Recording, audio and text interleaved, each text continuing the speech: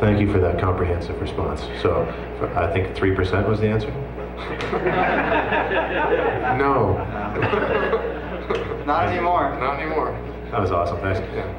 Going back to the recording process, you talked about doing pre-prod before you get into the studio to make sure you're ready to go. Maybe talk a little bit about the importance of pre-production. Where can you do it? What does it consist of? And why is it really important to have your pre-prod done before you hit the studio? It's everything. I think we're sort of repeating this one. That's kind of, for me, it's 80% of the whole process. Because if you have that all sorted, mapped out, ready to go, you come in the studio, and the players are decent. Maybe what does that mean? Because that having it all mapped out makes sense. I know what you're saying, but what does that? Well, really mean? you can do fake drums. You can do all that stuff. You can map it all out in Pro Tools on a pattern, the arrangement. Do guide vocals, do guide guitars. A lot of times, for me, what happens is people really get good at it. They bring it in, and it's like, those guitars sound great. We're not redoing those. Well, what do you mean? I want to redo them on your AC30. Well, why bother? They sound better than my AC30. So that kind of thing can really. So then there's some time saved right there. Depends. If the band's going all in on a per song thing, it's not going to matter as much saving money. But if you're going on an hourly rate, or a daily rate, the pre-production could shave your budget so far down, it's ridiculous. And that's experience. Getting good at pre-production is an art to itself. And we've all heard pre-production tapes where it's been like Tommy Swick. I heard his pre-production stuff. It killed the record.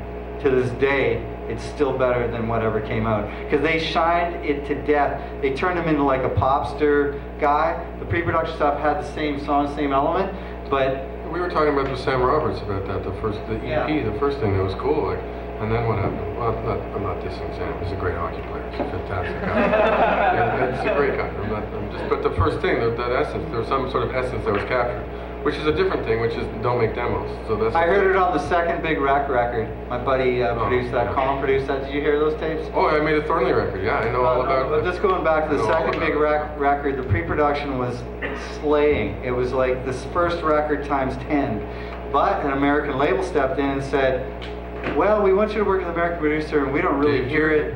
Nowadays, that wouldn't happen. Nowadays, hopefully, you'd go, okay, scrap it. We don't need the big producer. No, nowadays you have to show up at the record label with the record finished. Yeah. So, and they will go. The record label will go, oh, the pre-production's great. Yeah. Okay. Good. No. Let's finish it. I'm looking at it a different way. Like, we already do the pre-production. See, for me, let me just. Yeah. So, like, sitting in a room with acoustic guitars is the very first thing. Like, I don't care if you play, speed metal. Get out the acoustic guitars and do the campfire test for all your songs. Go through all the lyrics and think about what it is you're trying to say and how you're going to say it and why you're going to say it. It's a branding thing. It's a marketing thing. Like, as clear communication. Like I said before, it's all about being a clear communicator. Well, what you say out of your mouth, it has a big effect about how you're communicating. These lyrics will come later. Oh no.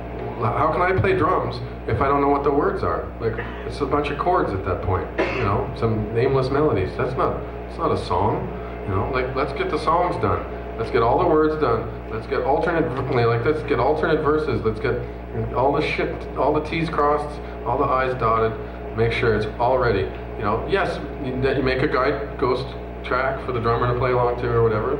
That kind of stuff. But before that even happens,